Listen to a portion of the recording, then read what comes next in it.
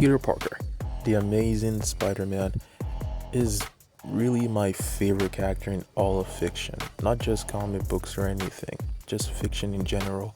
So I've been wanting to talk about him and even make a video about him. So with the release of the brand new day trailer, there is no better time than to do this. And I love the trailer. It blew my mind and it got me thinking, what really makes a good Spider-Man adaptation, really? Because when you play a game or watch a movie or a cartoon, what makes you really stop and think and ask yourself, or tell yourself, this is a perfect adaptation? What are the elements in an adaptation that makes it really great? Is it the characters? Is it the world building? Is it the story, really? And what really makes it good? So before we continue, just a friendly reminder to like, share, subscribe, all that fun stuff will be appreciated. Now on with the video. Now people expect to see certain things in the Spider-Man adaptation. For example, a cool suit, a dope fight scene, and even a cool intro or soundtrack. While all these are well and good, I feel like there's more to what an adaptation should entail. And me personally, I believe I always expect to see the following reasons or following points, which are a solid supporting cast. Now, Spider-Man has a very strong myriad of cast of characters, and I believe they're the heart and soul of any good Spider-Man story. But I feel like the most important characters in the Spider-Man story are usually the Coffee Bean Gang, like Harry Osborn in all his wavy glory. You also have Gwen Stacy. You also have Mary Jane, which I always believe she's the one true love of Spider-Man. And we also have Flash Thompson, which is very easy to overlook because in most movies and shows he's always the high school bully, but there's really more to him. He has the best enemies to friends arc in a superhero story, which is very neat. And when he got older, he served in the army because Spider-Man inspired him to be a hero, and he became a hero in his own right by being Agent Venom.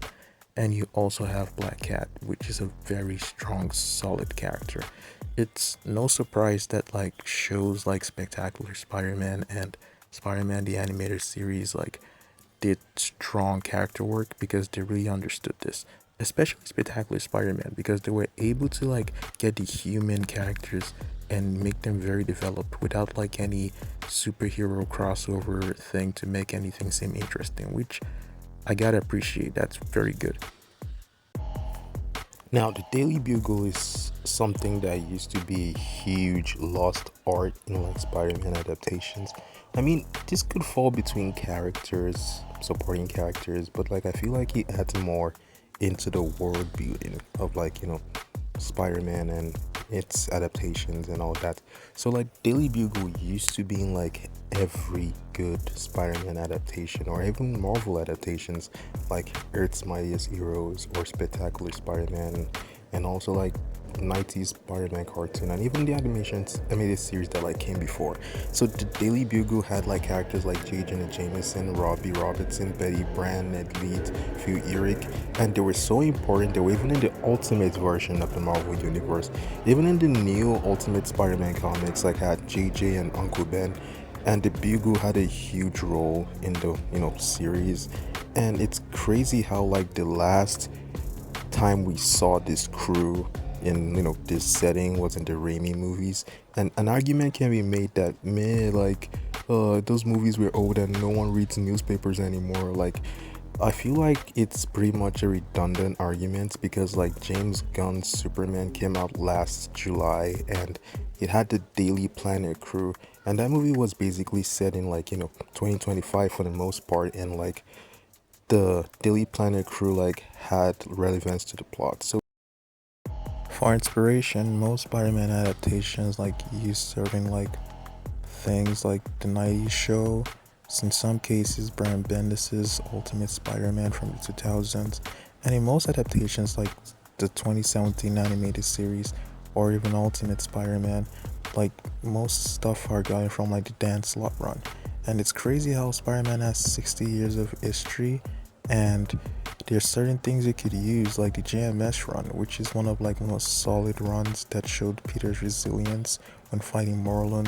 It also shows Peter being a teacher and being relatable for younger kids, and also had him like reunite with Mary Jane and strengthen their relationship, and it showed Aunt May discovering his identity and him having to deal with that.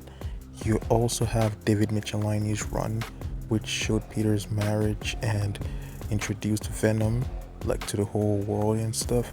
Then you also have Jerry Conway's run, which like is one of my bests. It truly built on like the college era of Peter Parker and gave us like one of the best storylines ever, which was like the death of Gwen Stacy, and that really changed the game for not only Spider-Man but comic books in general.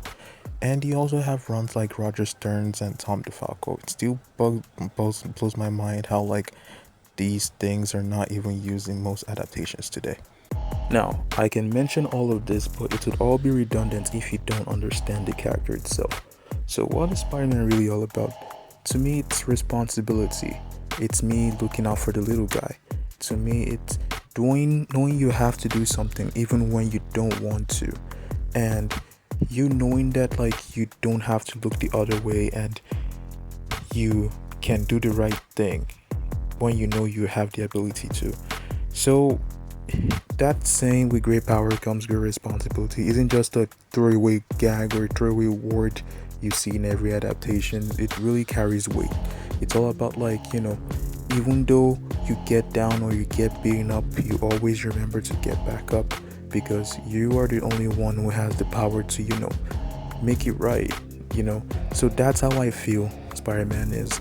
Another thing I know about him is that like he's human. At the end of the day, Peter Parker is Spider-Man. He's a human being who has human issues just like every one of us. He has work, in some adaptations he has school, some adaptation he has relationships, he has friendships that he has to manage, and he also has like normal things normal human being does, like spilling hot cocoa on himself or getting his pants ripped. And because like he doesn't have like super aura like Superman, that doesn't have him like have a battle damage costume most times, and sometimes he has to do like the most mundane things like laundry. You don't see Iron Man doing shit like this.